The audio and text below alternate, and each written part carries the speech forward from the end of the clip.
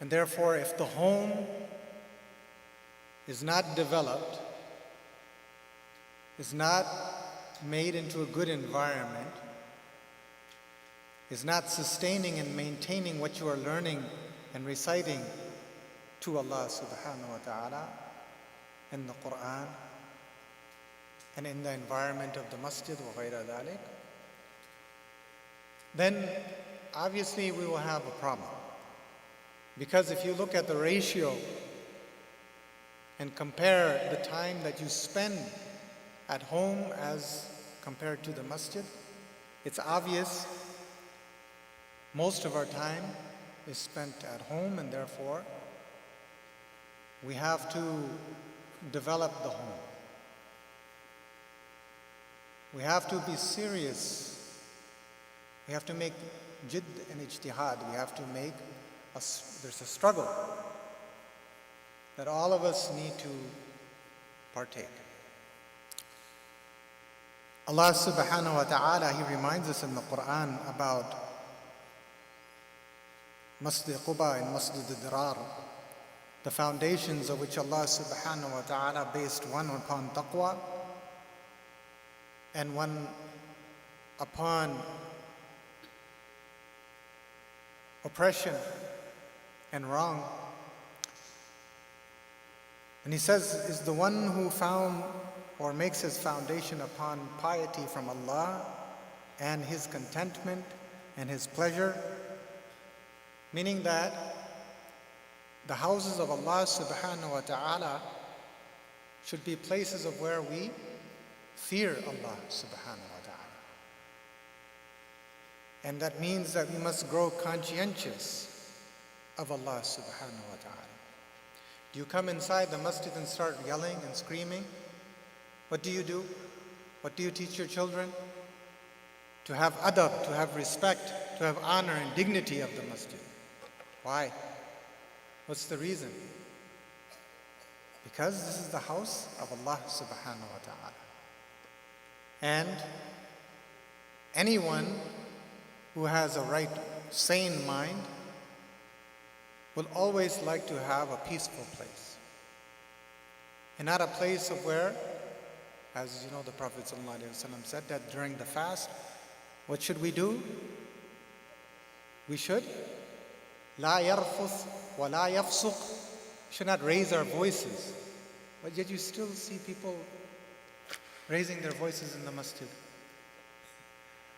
It's like the first 20 days was very quiet, isn't it, Mawlana? Now these last 10 days are getting very... Hopefully that's tilawah, inshallah. Husn dhan bil Muslim. But it doesn't seem like it. Seems like we're not learning to fast properly. It's learning we are very unmindful of the house of Allah subhanahu wa ta'ala. And if you're unmindful of the house of Allah, what's going to be the condition of your own home? Allah knows best. Respect, it starts from here, the center. And if your core does not have that, it's not based upon that, obviously, then you have compromised your values and your principles. And then the same will be at home as well. So Allah subhanahu wa ta'ala is telling us that the masjid that was founded upon piety and taqwa, fear and the pleasure of Allah. So our homes should also be places of fear and pleasure of Allah as well.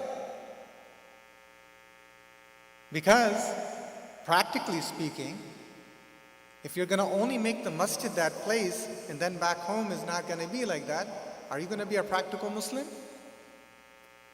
You know the obvious answer.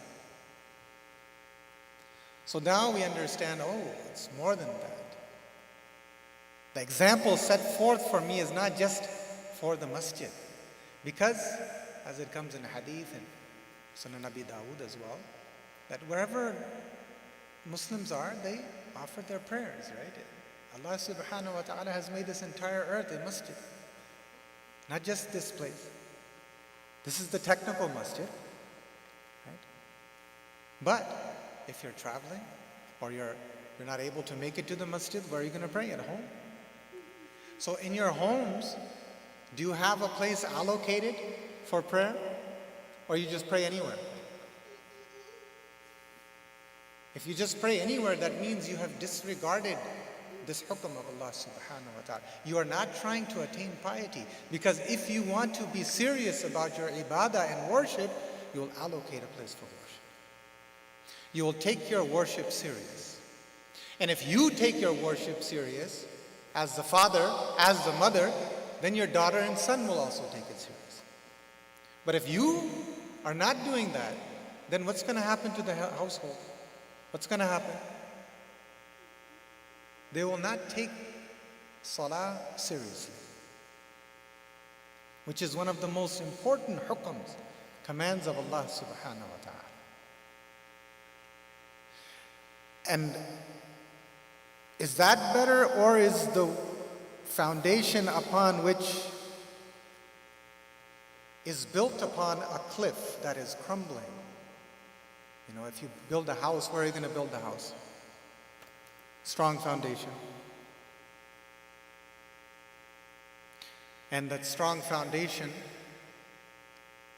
has to be, some place that is good. Obviously, if you built it on the edge, on a cliff, some place that's dangerous, what's going to happen? Could fall down, could crumble, and the house that you build, spend so much money on, what's going to happen? That will also go to waste.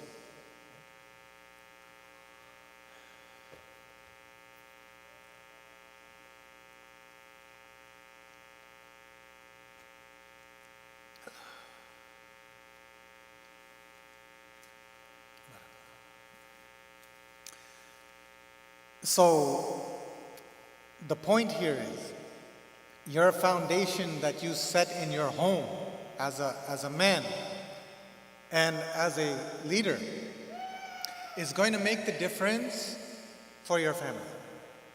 Either you're going to build that foundation upon principles and values that are going to be instilled in your children. And so when they go out in the dunya, they won't fall prey to their shaitan and nafs. But if you don't take this seriously, and you build a weak foundation, anything goes at home. Sometimes we're doing this, sometimes doing that, no set morals, no set values, no set principles, no punctuality of prayers, etc. وغير ذلك. You can do all you want here in the masjid during this month of Ramadan. But at home, where you spend most of your time, you're just going to go back to your normal routine again. So, we have to be practical. If you learn something in this month of Ramadan, that is to calibrate your compass once again. Because we're not even headed in the right direction. The problem with us, we're going in the opposite direction. So if you don't calibrate your compass to north and true north, you're going to end up going south. So what do you do with your compass first? Hafizah? The one on top. You have to calibrate it. Make sure it's working and functioning properly. If it's not, then you're going to get lost. You're going to try to use it, and you'll go in the wrong direction. The problem with us today is our standards, our values, our principles are all based upon things that are apart from the Quran and the Sunnah. We don't take the Quran and Sunnah seriously at all. Maybe we do so in the masjid, but at home it's a whole different aspect. And you know better. And this is why, if we learn anything from this month of Ramadan, you learn to fear Allah, which means that Allah's commands we need to start taking seriously. The prohibitions we need to be taking seriously. And we need to be mindful of them in every aspect if I am implementing them or not. That's what it means to fear Allah subhanahu wa ta'ala. And being mindful and conscientious of Him would be that I don't do it according to my own desire to fit it into my schedule. Rather, I ask the proper way of fulfilling it from the ulama, according to the sunnah, that am I practicing my deen properly or not? Am I implementing it properly or not?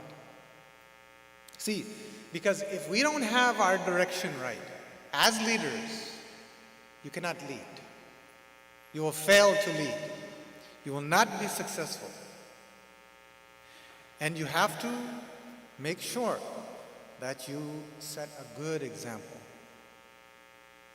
And so for us, we have to think about this aspect of establishing the Islamic values at home during this month of Ramadan, which in consequence will inshallah give us the tawfiq, because as they say that the home is built upon the women and the family, and that builds a society, right? The home is a place that we must make a proper place where we get true comfort. الذين آمنوا وتطمئن قلوبهم لذكر الله ألا بذكر الله تطمئن القلوب. You know, you can have a mansion, you can have all the comforts of the home. Beautiful sofa sets, beautiful mattresses, beautiful pillows, beautiful everything. You have all of these beautiful facilities, yet 70% of the people that live in this country are popping pills in their mouth to get comfort and go to sleep. Where's the comfort? Where's the peace? There is no peace without the remembrance of Allah. There is no peace without Allah subhanahu wa ta'ala. Allah has given us that understanding. You are in this environment and you're feeling it right now. You're feeling the nuzul of the Quran, the words of the Quran. You feel how powerful they are. We're moved by it. Yet when we go home, we can't ask our child or our daughter or our son, after you read this juz of the Quran, what did you understand from this story of Yusuf alayhi salam, for example? Or this story of the people of the cave? Or this story of Musa alayhi salam? What did you learn from that? How many of us take the time out to ask our children, what are you learning? Or we're too busy doing other things. You see, a proper Islamic home obviously is going to be built upon this taqwa. The parents are going to take this role and act as leaders. And what are they going to do? They are going to tell their children when the month of Ramadan comes, son, daughter, what month is this? This is the month of Ramadan. Oh. So you tell them about Ramadan. What do we do in Ramadan? Oh, we fast. We fast in Ramadan. You know, a lot of Muslims, their children are going to public schools. They're not fasting. We are fasting, but some of them are not fasting. Majority of them are not. Do they know about Ramadan? It's come and gone? Maybe not. Maybe they do. So, in order for us to establish values and principles, you need to talk to your children, communicate to your children these things, these values. And when they're listening to the Quran, son, what did you get about anything that was being recited today? Or that you recited today? How many of our children are actually reading the translation and learning the aspects of the Quran? Or are we taking time out to even question them? You've recited 27 juz of the Holy Quran, and maybe some of us have not even asked our children yet about what they're learning. But we know what they're learning in school because we take that seriously. We think education is so vital for our children, is it not? Of course it is. But the Quran, when it comes to the Quran, we don't question them, we don't ask them, and we let them learn by themselves. Oh, they can always Google it. They can always look on the phone. The phone's going to teach them. The internet's going to teach them, right?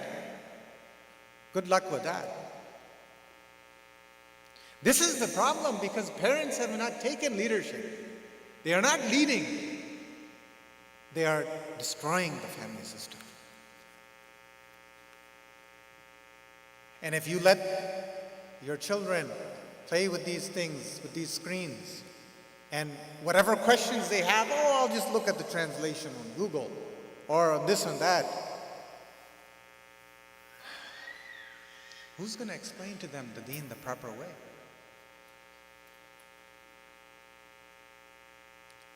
This is the problem. We have to take our deen seriously, and piety and taqwa is taking that leadership and explaining to them the principles and values that come from these stories, then how to implement that into their life. Just like a very simple example, this is Ramadan. They should know this is the month of Ramadan. They should know it is the month of the Quran. They should know that we need to increase our worship. And similarly, when the time of Eid is coming, question them, what is Eid? When the days of Ayyam al-Bid come in every month, question them, do you know what these days are?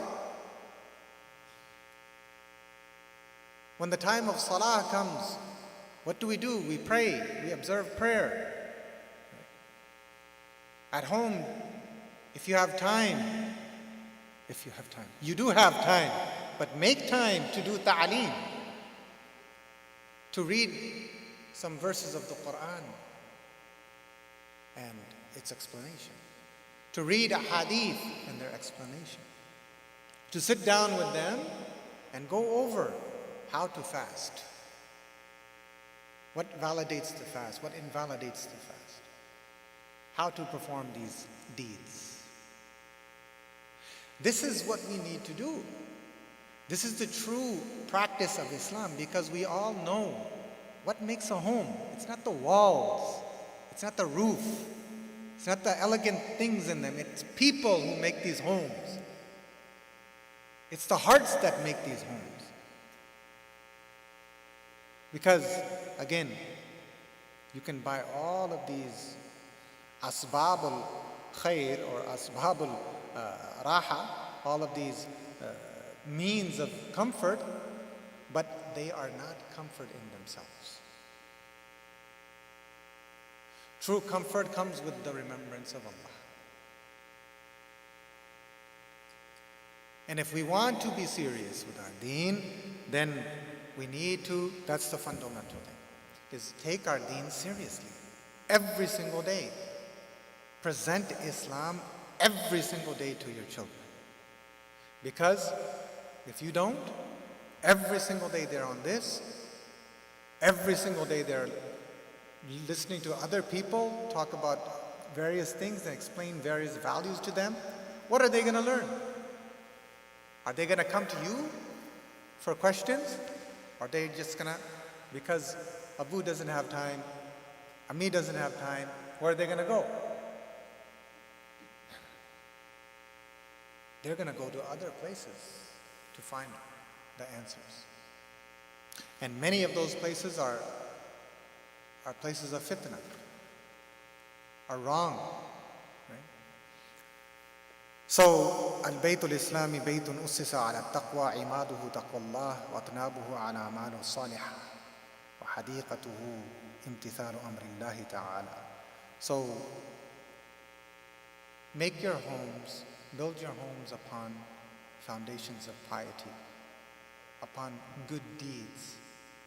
You know, if you remember your When I go back to my own youth and being a child, our parents set good examples for us, always excelling in doing good deeds. Right? And so, as parents, as mothers and fathers, we have a duty that we must set good examples for our children. That we must be making them routinely praying the Fajr on time. And this is a beautiful time in the month of Ramadan, because 2 times you're definitely coming together. At time of iftar and time of suhoor. Even nowadays, maybe that's not together. I mean, we should, as a family, if you are a good leader and you are good with your children and your spouse, etc., then we should be doing what? Having iftar together.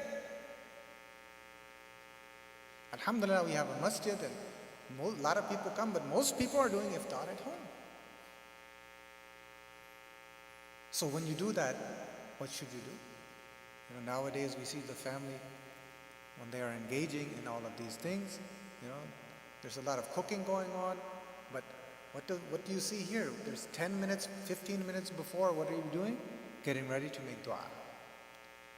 So likewise, a father, a mother, they should take time out to teach their children practical aspects of fasting.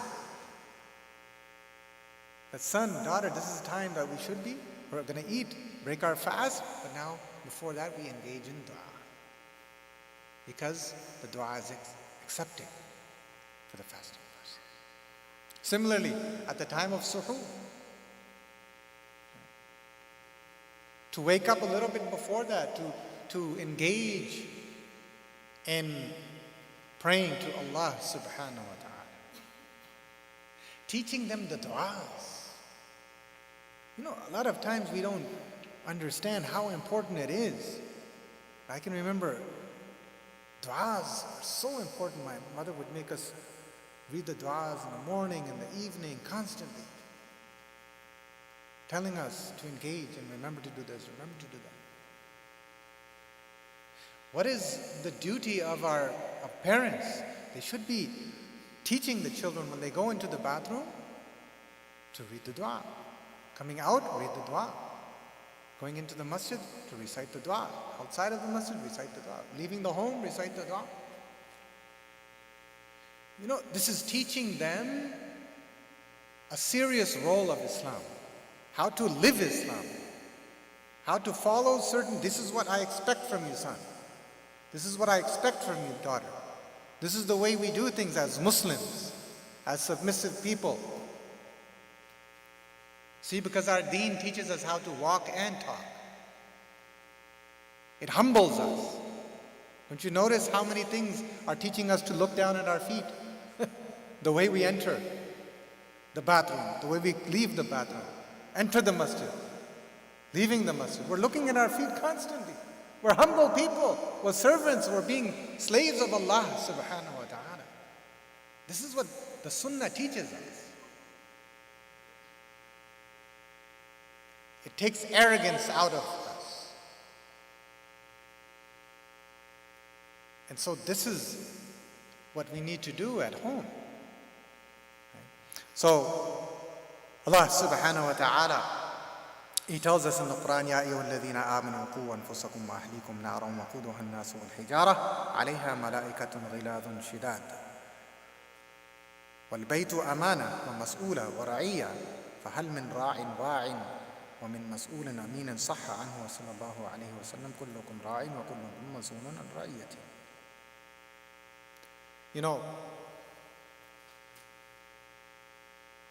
There is a lot of fitna around us. Do you see fire? Can you physically see fire around? Any of you have those eyes? Can you see fire? You see any fire here or outside?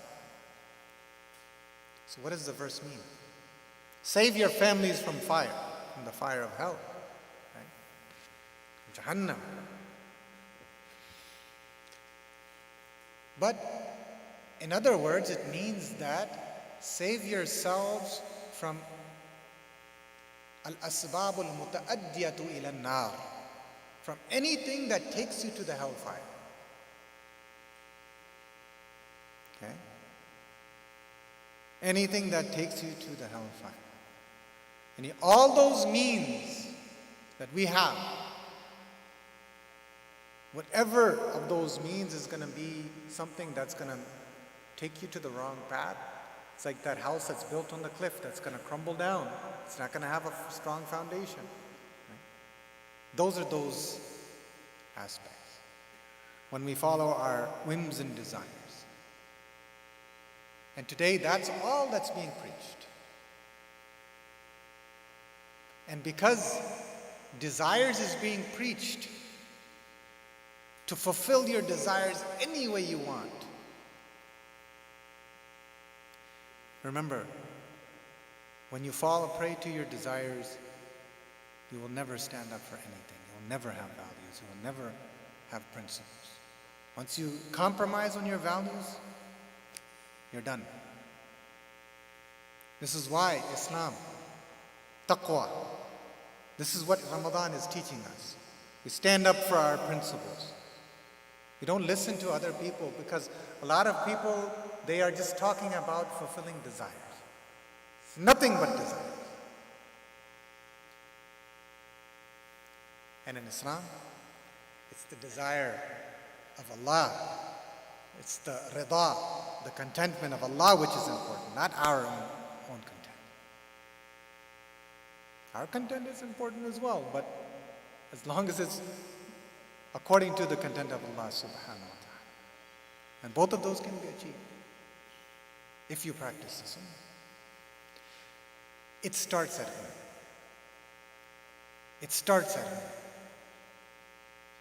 When you leave your home, how do you leave? Has your mother and father taught you how to leave the home? Have they taught you the etiquettes, the protocols? This is what we are talking about when we are saying that we need to implement and have an Islamic home. Meaning that that home, that place is a place where it reminds us of the values and principles of Islam. That's unfortunately, we've only made the masjid that place today. The job, the market, the home, all of these places, they, when it comes to reminding us of Islam. And so what's going to be our situation as Muslims? Look, Allah is telling us, Ya ayyuhalladhina amanu qu anfusakum, save yourselves from the hellfire and your families as well. How are you going to do that?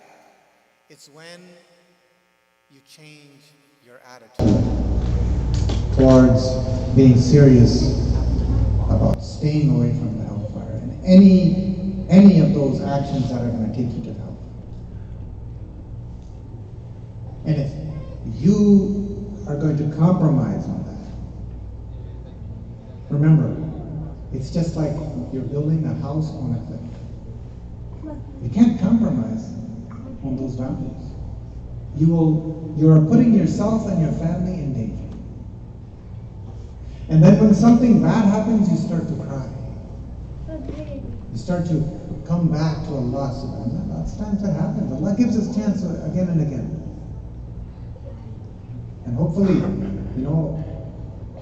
we can realize our mistakes and correct ourselves. How many of us have taken that seriously? So when you're at home, there are certain times that the family comes together. And I want you to just take some time to think about this. As a man at the house, as a woman in the house, how much time do you spend with your children? So sit down with them and go over with them the protocols that you would like to have every single day. Not once a week, because that's not practical. Do we practice Islam once a week? No, every single day. So talk to your children every single day. Be with them every single day.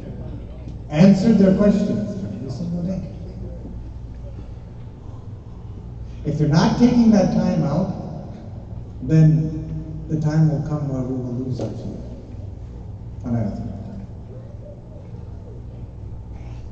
And now we're seeing the realities. People can't see reality anymore. Qalbul haqa'iq, the reversing or the putting things upside down are occurring so fast nowadays. Qalbul haqa'iq. They're playing with our minds. Because they know once you are set upon your desires, they have got you and they can put you to any direction they want. What are you going to do? When your son or daughter comes to you saying or asking to do something haram, what are you going to do? Because you didn't take the time out to explain to them. You didn't take time to be with them. You didn't bring them up in the right environment, in the Islamic environment. So, as Iqbal said, dil badl jate hain ta'aleem ke badl jane se. The hearts change with the change of education. And what's happened today? Do you see education? Or are people just being schooled? Think about that. Because it's all about desires. And if the adab, the etiquettes and the protocols are not going to be followed, this deen, it is founded. You read the surah, you heard the surah today. Ya ayyuhalladhina amanu la tuqaddimu bayna yaday Allahi wa rasulihi wattaqullah. You don't go or flee forth past Allah subhanahu wa ta'ala and the Messenger. We don't do that as Muslims. We're submissive. We understand that. And if you want to understand this deen, then you have to have adab. You have to have respect. Without respect, adab of the deen, be-adab be-nasib, ba-adab ba-nasib. The one who has adab, respect, they will get a good, large portion of knowledge. But who has no adab, they have no knowledge. No haqiqi. So, teach realities. That's what Islam does, and that's why a lot of the people are very, very intimidated sometimes, or not understanding Islam. They're scared because they know Allah and His Rasul. They talk about haqa'iq, realities, and not have people who beat around the bush and talk about things that nobody understands. So brothers and sisters in Islam, we have a huge, huge responsibility. As parents, especially here, when we are bringing up our children, we have great responsibilities. We need to inculcate the values and principles of Islam, implement them, set protocols on a daily basis, have a daily diet of knowledge every single day. That is neutralizing what they're learning outside of the home. Even if you do that, if you simply neutralize it, that is also doing a lot. But just imagine if that knowledge is much more, if that education is much more than what you're giving to them, what's going to happen? Who are we trying to fool? What's going to happen? So, all of us will be asked in regards to this in the day of judgment, that you had this opportunity, you had subordinates, you had your children, etc. All of these conditions. To what extent did you teach your children Islam? To what extent? And we cannot say, I didn't do it. Huh? We have to teach them every single day, like I said. So, just like you would, at a daily basis, want to make sure that your children and yourself, your family, all of you are moving with the flow of Islam. That every single aspect of Islam that you are practicing at home, you are understanding. The salah, as Allah subhanahu wa ta'ala, He talks about Sayyidina Ismail alayhi salatu wasalam and the Anbiya alayhi salatu wasalam, how they built their communities. وَكَانَ يَأْمُرُ أَهْلَهُ بِالصَّلَاةِ وَالزَّكَاةِ وَكَانَ عِنْدَ رَبِّهِ مَرْضِيًّا. You know, teaching the basics, the fundamentals. And if they don't have that, then they will slip very quickly. And they will think these things are not serious. And when you lose your child, then you're stuck. And believe me, a lot of people, they are very, very mixed and confused on what to do in the situations that they are given in society today. And so the simple solution is that you need to come back to realities. Teach realities and teach them values and principles. Once they start learning that, they become well-grounded, then inshallah nothing can faze them. Doubts, shak, shubuhat, all of these doubts and skepticisms, they come from desires. Remember that. These fancies that people are following, they are following these desires. She wants me to stop. Okay, inshallah. So, this is an amana that we have. So, inshallah, we'll conclude with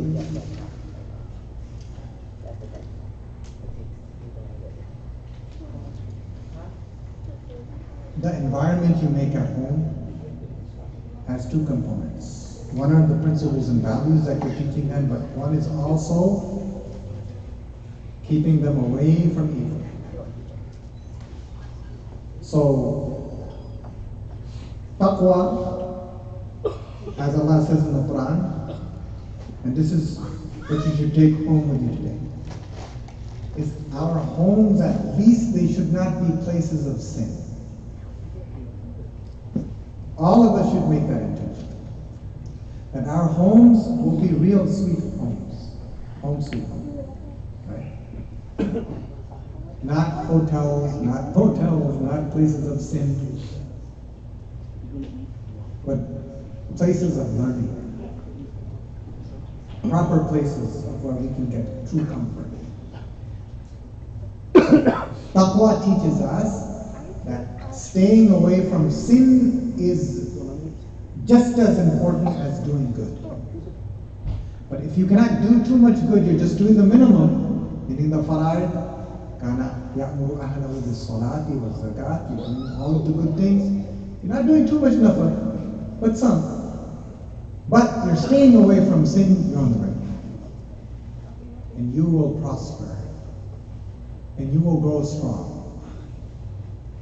Because this foundation is based on taqwa. إن الذين يتلون كتاب الله وأقاموا الصلاة وأنفقوا مما رزقناهم سرا وعلانية يرجون تجارة لن تبور. Allah's promise here.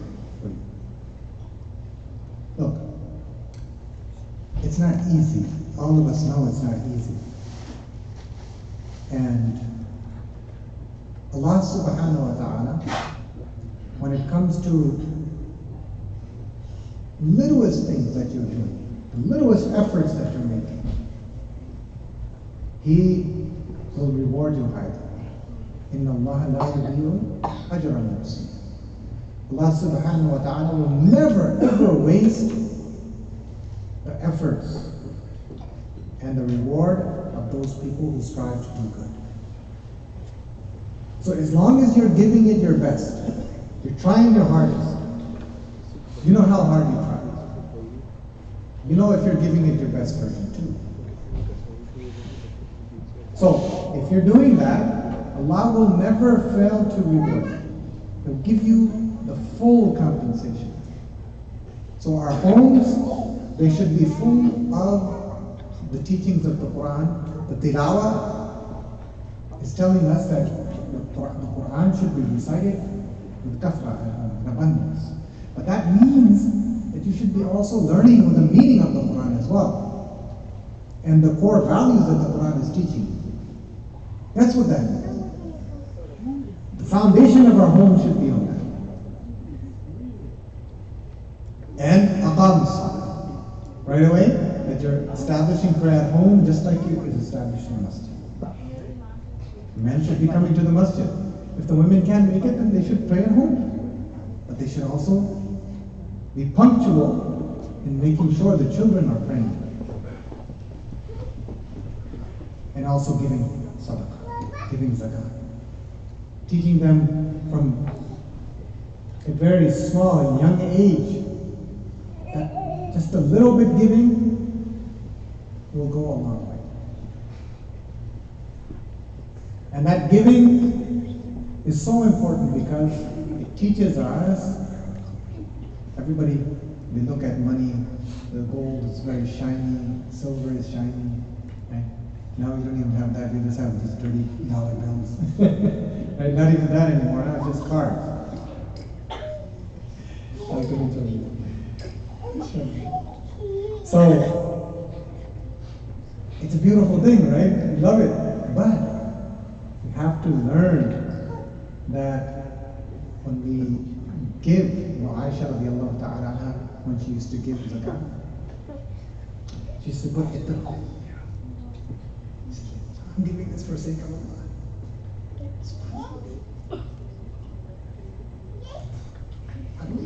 How do we look at money? Such a beautiful heart. Yet we have the love of that in our heart. But they're giving it for the sake of Allah subhanahu wa ta'ala. Because it's His. He gave it. If I'm giving that, I should give it the best way possible.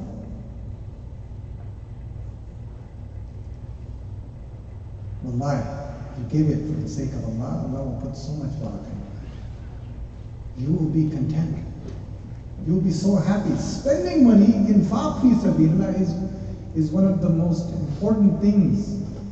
Ajall al-ta'at in Allah subhanahu wa ta'ala. One of the greatest ibadat, yet we don't take it seriously. لَن تَنَالُوا الْبِرَّ حَتَّى تُنْفِقُوا مِمَّا تُحِبُّونَ. Allah subhanahu wa ta'ala says you'll never reach their piety until you spend what you got. Because you know how much you put into it.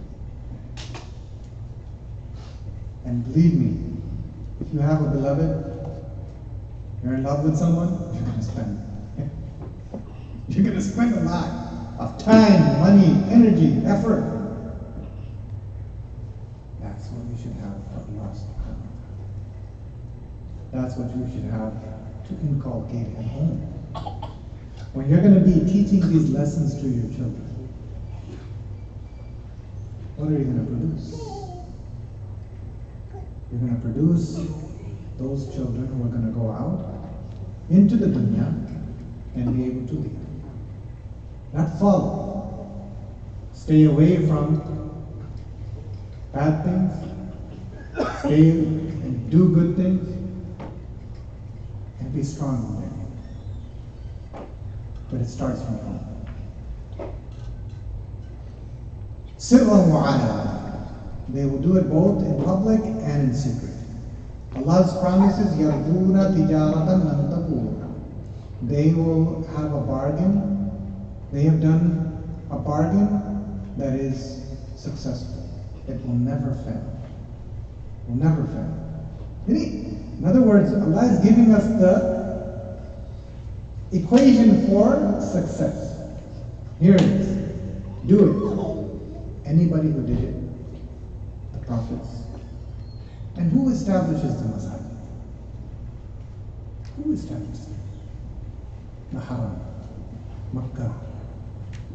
Medina, Masjid al-Aqsa, the beautiful masajid in the world. The Anbiya established that. The Salihin established that. The pious established that. They knew that in order for us to make sure that our homes are good, we need to establish strong centers. Places where our iman will thrive and flourish. So, it's a tijara لِيُوَفِّيَهُمْ أُجُورَهُمْ وَيَزِيدَهُم مِّن فَضْلِهِ إِنَّهُ غَفُورٌ شَكُورٌ. Allah subhanahu wa ta'ala says, if you do that, even though you're going to fall down, stumble, make mistakes, have shortcomings, this and that, it's going to happen. Right? We make mistakes constantly. Allah subhanahu wa ta'ala will pay you in full wage. He'll give you full ajr. Because Allah subhanahu wa ta'ala doesn't need any of that. Right? But He loves those who strive. He loves those who make an effort. And it's upon the effort that Allah subhanahu wa ta'ala gives. And so, وَيَزِيدُهُمْ, Allah will give an increase from His grace. From His grace. Look, most of us, we're going to enter into Jannah inshallah by Allah's mercy. But there are certain people that Allah subhanahu wa ta'ala, He will do justice to them. They will be highest rank. The people who have, Allah had mercy on them, they can never reach that stage. That's the people we need to strive to. Not these. I mean, we should be them as well, obviously. We ask Allah's mercy. But His fadl, subhanAllah, that's something that all of us should try to strive. Right? That Allah subhanahu wa ta'ala give us tawfiq to inshallah lead. It starts from the home. That's all the lesson is today. Change yourself, change your homes, make them better, and inshallah the communities will thrive. May Allah subhanahu wa ta'ala give us all tawfiq. May Allah give me tawfiq. If I said something wrong, please forgive me. Wa akhiru da'wana, and alhamdulillahi rabbil alameen.